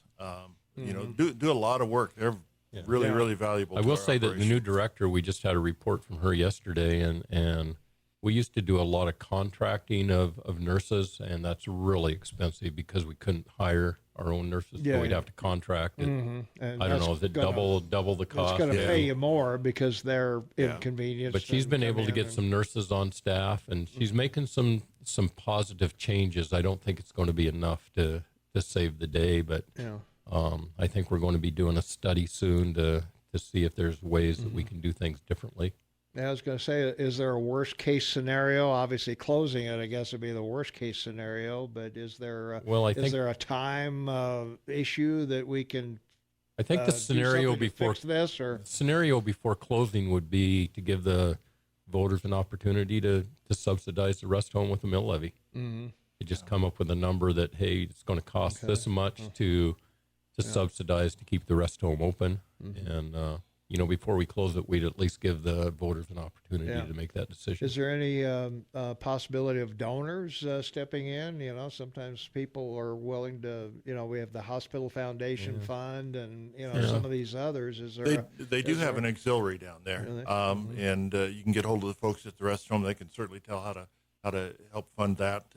That being, it's a 50C3. Yeah, maybe somebody might want to sponsor a room, because I think they do something like that, don't they? They had names on some of the rooms in there, I believe, that people would say, we're gonna donate the cost of this room or whatever. Except our problem is more operational. It's not going to be a one-time fix. Right. Yeah. That would help. I'm not saying if you want to donate, you certainly can, but it's going to take more. It's it's a year-to-year thing. Just that one-time fix. Yeah. Yeah.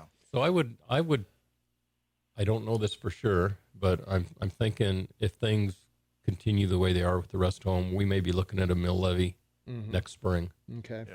All right. If you're just joining us, we're talking with Don Seifert and Joe Skinner, county commissioners, and thanks to you guys for coming in and seeing us. And Other things, I guess, we've always got on our minds. Budget. Boy, there was something in the paper the other day I was going to ask you about. Did you write that down, Shane? Easements in the new lease situation. The what? In where? New lease, the new lease easements. Oh, the conservation easement. Yeah, the conservation easement, sure. I guess. Yeah, that we. Woosley, you guys Woosley, purchased. sorry, Yeah, Woosley. yeah. Woosley Ranch. Yeah. Yeah. Right. Woosley Ranch. Yeah. That's, we gave a preliminary approval actually last year, and because of timing and everything else, they did a reassessment on it. There were some changes in values, and we had to last Tuesday we I guess for the altered benefit of some the things. listeners that don't know about this ranch, give us a little okay. background of Probably as, Don knows more Yeah. about the ranch than I do. as This to is what a- was going on with that. Yeah. Sure, this is a conservation easement of which we've got a number of easements in the county for This is to protect open land or Right. Exactly. from To restrict development. or- Yeah, and we work in concert with some other government agencies that have programs. This is on the Woosley Ranch. It's over in the Sedan area, and you actually drive through part of it when you're on 86 in that Sedan area. The other one is up a little bit further north, up towards 16 Mile. But anyway, it's really a valuable piece of ground as far as habitat. It's got some great fisheries on it. Some lots of good ground. Very worthy of Prime ag. prime ground. ag ground. Yeah, very worthy of a conservation easement. Okay, good. Let's take a phone call. We got a caller waiting on the line. 522-TALK is the number, 522-8255. Caller, you on the air. What's going on? Good morning. My name is Debbie with the Gallatin County Republicans, Yes. and I just want to call and let folks know that we still have tickets available for our Gallatin-Madison County Fall Roundup tomorrow night at Copper Spring Ranch. Okay. Excellent. All right. Very good. Thank you. Thanks for the call. Thanks, Debbie. All right, and if they want tickets, they can get them at GallatinRepublicans.com or call us at 518-7000. Okay. Great. Hey, Thank thanks you. very much. All right. Well, good. Show up for that. There you go. Yeah. All right. Well, we were talking about the easements. I guess. Yeah. We're kind of off track there a little bit, but that's okay. There's a number of easements here in Gallatin County. I think we're approaching somewhere in the neighborhood of 55 to 60,000 acres under conservation easements. A nice block of good solid ag land out in the Holland settlement between the river and Amsterdam Churchill. Nice pieces of blocks of various easements up along the slopes of the Bridgers and up north of Belgrade, and now we're getting this really nice block of numerous easements over in the Sedan area. Yeah, we see on the horizon there, we see some houses approaching the base of the Bridgers there. And I think of Salt Lake City, where the city goes right up to the very base of the mountains. Yeah. I don't know if that's what we want or not. No, that's a determination that the landowners are going to have to make. Yeah. But I really appreciate the ag people that are out there now putting their ground in conservation easements. It's really going to preserve agriculture. Yeah. Gives those guys that big operations are able to. Well, able yeah. to And I operate. appreciate the voters for voting in the bonds in the past and the mill Yeah, levy. I to mean, buy in my those- opinion, to buy it's, those areas, it's the most fair way to do land use control because it's voluntary by the landowners, and the people that want the protection are putting up money to do it. Yeah. Well, and as you know, the city is looking at annexing places that are surrounded. Will this down the road? Will these easements be threatened by that? Can they annex conservation easements? Well, they can, but they wouldn't want to. No. They can't change those easements. Okay. Those easements are in perpetuity, so Okay. forever is a long time. Yeah. Okay. Well, that's what I'm asking. I don't yeah. think there's a lot Is there of eminent easements. domain or something like that? They can go Right. ahead and say, okay, I we're don't gonna know. we're gonna put a skyscraper up in the middle of this 40-acre field. That would can. that would probably start a legal action that would take a long time and a lot to of money to litigate. figure it out. Yeah, Yeah. because these are all over the country. Yeah. And it's Well, I was it's going really to good problem. say, they should be protected, and I Yeah. know people here want to protect our open space that we've grown a lot, obviously, Right. in the time that we've all been here. Yeah. And, Yeah, we it will really help preserve the look and the feel of the county as well as help the ag guys. As the economy of scales grow, we need to make sure that there's large portions of open land that they can still get their big equipment in and farm. All right, good deal. We're going to take a short break here. If you're just joining us, we're talking with Don Seifert and Joe Skinner from the Gallatin Commissioners, and we'll be back and continue the conversation right after this. All right, we're back. Sorry, I forgot to drop some music in there. So, but that's what live radio is. We could hum over on this side. We just kept on talking over here. So we are back though. So we were talking. We got a text from one of our texters. $280 a day. Why? What are the costs? Construction employees, RN, LPN, CNA, doctor, dietitian, maintenance, state regulations. So many nurses per resident, so many CNAs per resident, electric, heat, water, property taxes. Well, you guys don't pay property taxes because you own it and you don't tax yourself. But anyway, $280 times 30 days, $8,400 a month.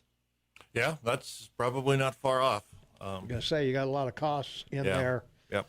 And one of the other real problems we have is there's a lot of competition here in Bozeman for different places to go. So I think that's like a 95 bed facility. Yeah. And so when you begin we're having a hard time getting half of those 50. So if you don't have a full facility, it's you're not running very efficient either. Because you bill the Medicaid or whatever. Sure, and typically the way the structure of the rest home, retirement home businesses have changed over the last few years. So kind of what happens is the for-profit rest homes will take people that can afford to pay up until they run out of money, and then the Medicaid they end up down at our rest home. So so that's just the business model that's out there that we have to compete in. Yeah, a little bit of the rest home and last resort. It really is. Yeah, I was going to say that's where you kind of end up to die, I guess. Whatever. Yeah. So sad to see. But it's a necessary thing. I mean, it's the county's providing a good service. There's a lot of counties in the state have gotten rid of their rest homes, turned them over to hospitals, that type of thing. But we've got a good facility, and we think it's worthy of support from the county. Yeah. Let's take another phone call. 522-TALK is the number, 522-8255. Calling you on the air with the county commissioners. What's up? So I just turned 40 years old. I spent, the last 20 years being pretty damn irresponsible with my money. And I'm pretty sure I'm going to get old and sick and die. Yeah. And who do I get to require to pay for it? Well, I won't be here, so. Yeah. I just, again, this is about the lack of personal responsibility. And then people looking for somebody to blame the problems on and raise taxes on others to pay for it. I just don't get it. There's no solution to it, so I don't even know why we thought.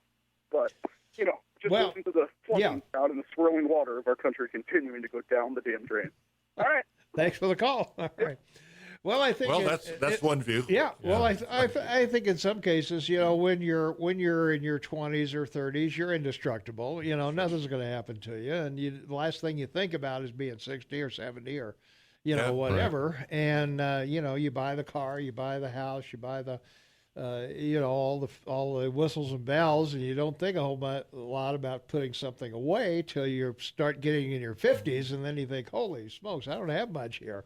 Well, and really, you can have been very responsible until you're 60 with your money, and you're still going to get sick. You're still probably going to have to go to a facility at some point. So you spend all the money that you've made over those years, and at some point you run out of money, and what do you do?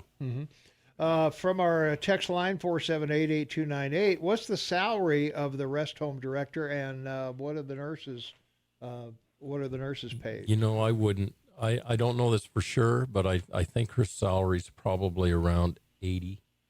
Okay. Yeah. And that's give or take. Right. Sure. And we have done some salary surveys with our employees, and they're paid as well as anybody else in that industry in the area. They'd be comparable with Bozeman Deaconess, or right, maybe even more than something like that. Yeah. Okay, yeah.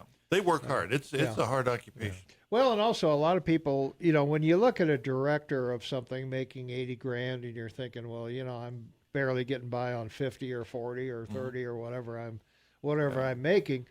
For some people, it's hard to justify that cost, but there's a lot of knowledge that goes into this. You know, you just don't walk in and start running nurses and things like that. You know, you experience certainly is. Yeah, a good director at 80,000 would be a bargain. I was going to say that sounds pretty. You know, I'm sure the director of the hospital makes considerably more than that. So yeah. You know, but it's a bigger deal. And it's for profit. You know, Sure. I mean, this is you get involved with public service for other reasons than money. Yeah. No, that's absolutely true. So.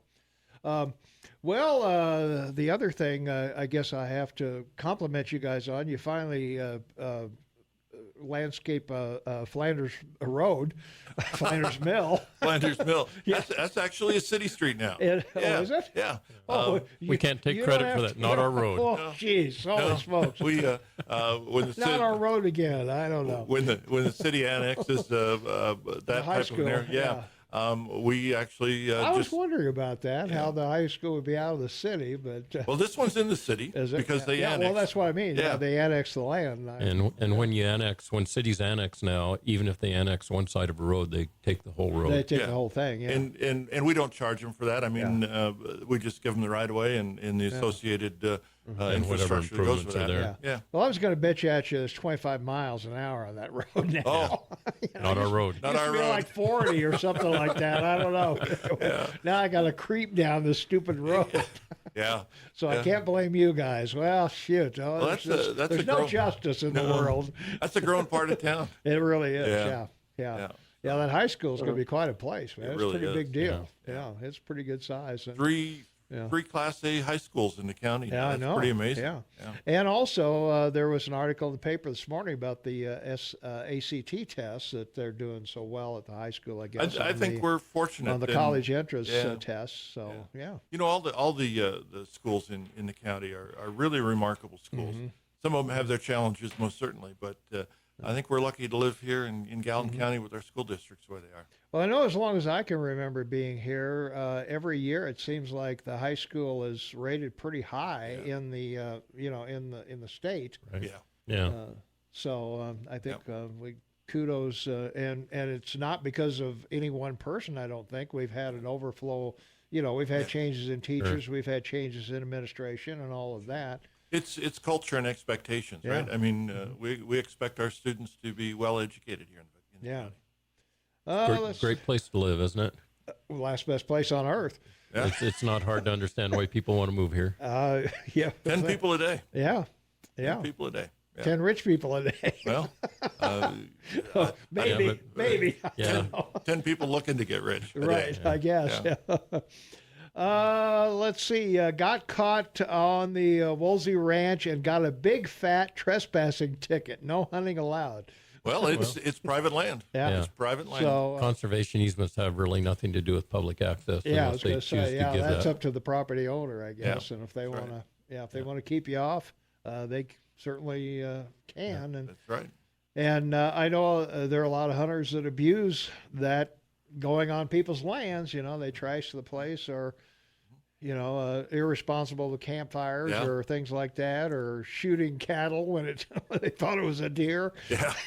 You know, and or the dog when they thought it was a wolf or something like that. You know, there's a lot of area over in that Potter Basin, Sedan, Wilsall area that's block management. So there's opportunities to get on ground over there to hunt. From our text line, 478-8298, please define the effect of the easement. Well, it just means no development on that property. Every easement's different, and it's negotiated. So, you know, most of it is just a restriction on development. Yeah, and just keeping it open land or agricultural land rather than or forestry or whatever. Whatever it is, Yeah, and but it's still private land owned by the owner, and that easement doesn't change if it changes hands. Yeah. And the way that value is determined is an actual appraiser appraises it. They appraise what it's worth before the easement. They appraise what it's worth after the easement, and that difference is the value of the easement. Okay. And that's what you pay them. well, we pay a portion of that. Usually the landowner volunteers donates 50% of that. Okay. And I think the Woosleys donated somewhere in the area of $800,000 to $1 million, $800,000 to $1 million donation. Yeah. Wow. Yeah. All right. Okay, that does it for us, guys. All Thanks right, for thank coming you. in. We Thanks, appreciate it. Have a great weekend. Yeah. We won't be here next week. We won't I'm either. Be off. Okay, well, then don't be here next week. So all right. We'll see you in 2 weeks. All right. All right. Thanks, Thanks, Tom. guys. Thanks, Don Seifert. Thanks for Joe Skinner for showing up today and answering all the questions. And we'll be back. Shane and I will be back to wrap it up right after this. 24 minutes before the top of the hour. Thanks to the county commissioners for coming in and informing us on the rest home and easements and all of that. Well, Shane, we got to catch up on our text line. Of course we do. It's finally Friday. It's finally Friday. Everybody wants to know, are some of the easements not granted in perpetuity? And among those that are contracted in perpetuity, are the easements transferable? Well, the easements are transferable, and as Joe pointed out, they're all negotiable as to what you're going to do with that easement. So most of them are no development on the property, and that would transfer from one owner to another. So that's where we are there. Yeah, we had an example of that here. You know, the Indians grant 99-year leases or easements on property if you want to build on it. You know, because they have some of the nicer properties along the shorelines in the city and stuff. So, like 80 years ago, no, I guess it was 99. It was 99 years ago, about 10 years ago, about 100 years ago. A group of businessmen built an incredible golf course along the peninsula and up UBC, and with a 99-year easement. Anyway, it came up, and the tribe wanted the property back, and they wanted to tear down. They wanted the people to buy the houses from them again, and so on and so forth, which they'd already paid for. Anyway, it went to court, and the court said, no, you can't do that. And quite honestly, you have to roll over the easement because of the improvements in the value of the, and they're still providing you money and right. Yeah, so it's every case is on its own is what I'm trying to say.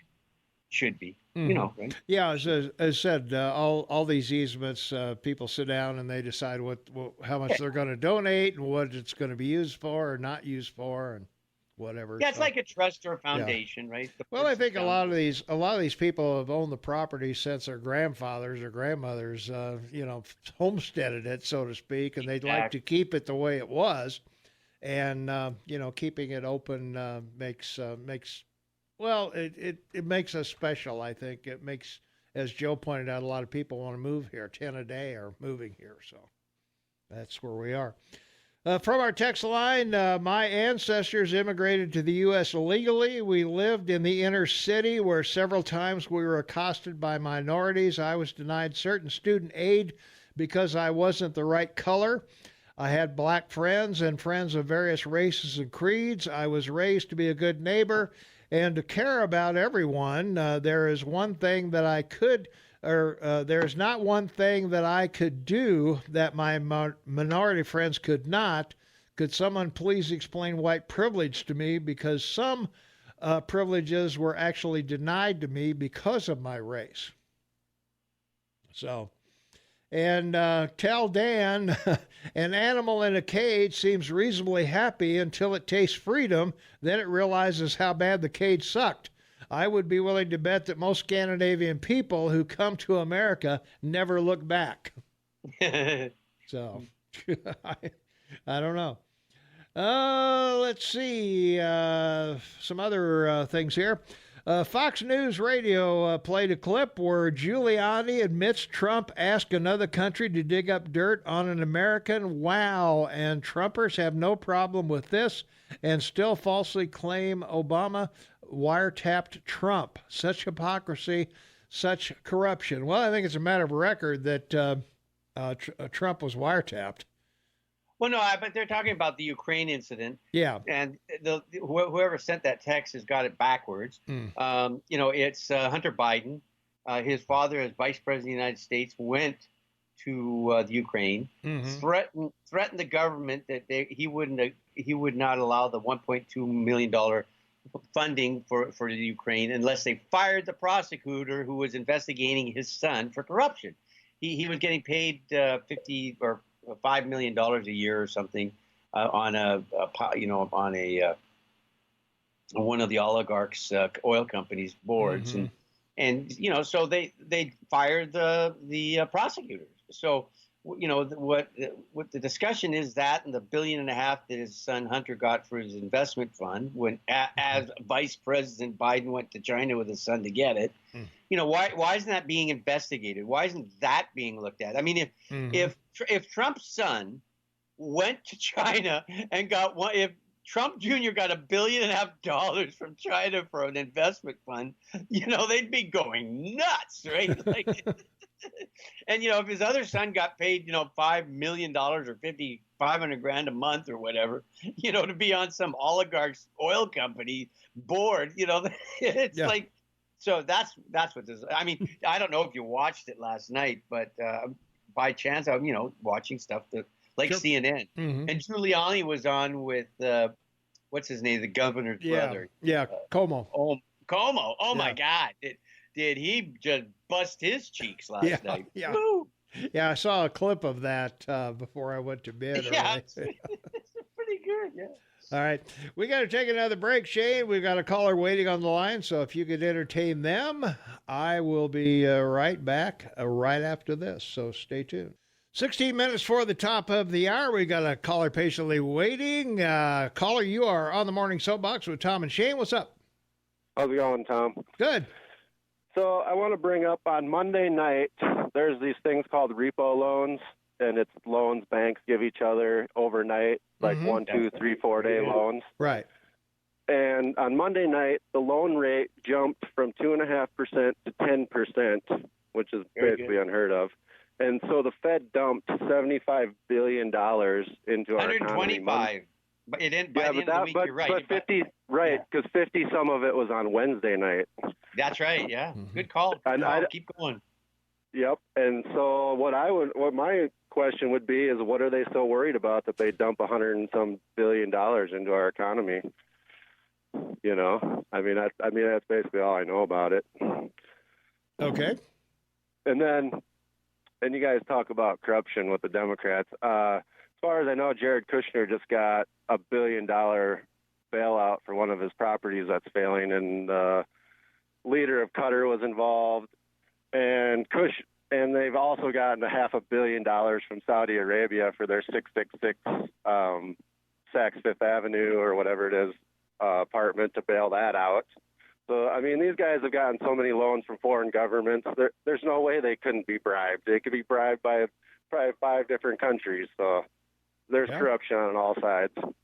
I'll agree with that. There certainly is. No doubt about it. All right. But have a good weekend, guys. All right. Hey, thanks a lot.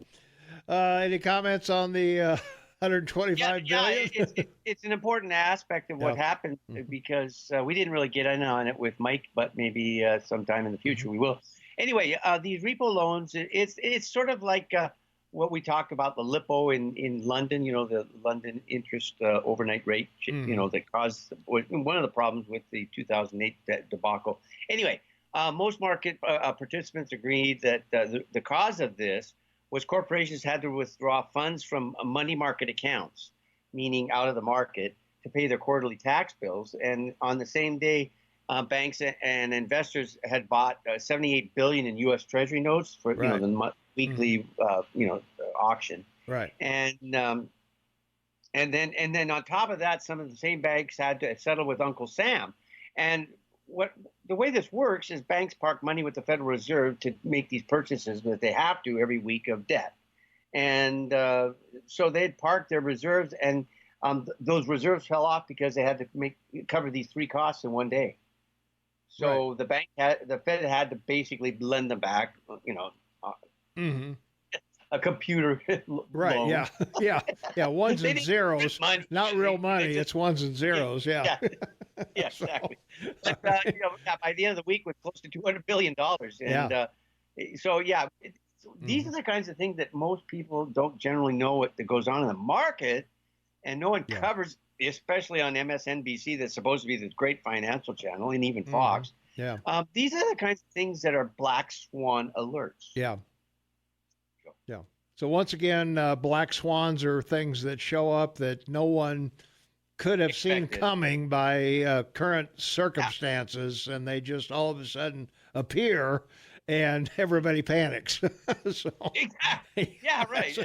That's how it goes. So fear and greed drives the market up. The fear that if I don't buy it today, it'll be more expensive tomorrow. Right. And greed and fear drives it down. The greed is, oh my God, if I don't sell it, it'll be lower tomorrow. So right. Yeah.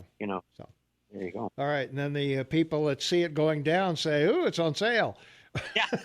So I'm going to buy it. That's been consistent. Yeah, we talked about that, right? Yeah, we do. Yeah, so not a problem. Seems like the case. Yeah. Yeah. So let's see. Hunter Biden, we were talking about. Yeah. Well, that's true. From our text line here, real quick, then we got to take a break. Try to catch up on some of these. We got so many of them. Tried to go to school in Florida, 5th grade. Yeah, that didn't work out. Back to Bozeman, best schools in the world. Did they invite Mother Nature to the climate protest? Like, what are they going to rant about? Basically, they're like, frack you, Mother Nature. Or are they going to rant about Trump being rich? So the people that live in deserts are going to come out on the streets and sweat and rant and cry. Either way, either it's too hot or too cold. Tell them to dig up dirt on Hillary. So there you go. Let's see. What else we got here? Well, my computer froze up on me, so I hate it when that happens, and it happens a lot here. It's like maybe it's got to do with our streaming situation that's going on. Well, this will be a time to remind you that Shane and I will not be here Wednesday, Thursday, or Friday of next week. I've got some personal business to take care of, and we're going to take some time off next week, but we will be back on the 30th. Unless they hire somebody while I'm gone and lock me out. I don't lock you out, tune me out. I don't think that's going to happen, but they did put the job up once again, and I think Town Square turned loose some more money. So our days here might be numbered, but we'll find out. Anyway, I'm going to put in for the job again. The third time might be the charm. I don't know, but anyway.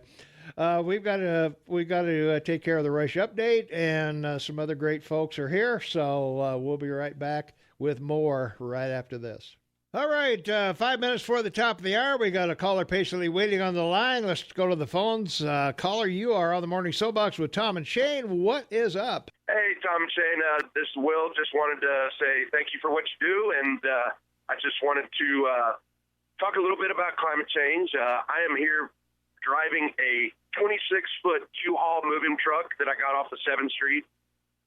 And how are we able, if we get rid of fossil fuels, this gas guzzler, how am I supposed to move my house? Yeah, you won't be able to. Well, horse and buggies will come back, Well, yeah. Well, that's very true. But how am I supposed to move my horses? Oh, well, I guess they move themselves. You're going to have to apply for a government subsidy.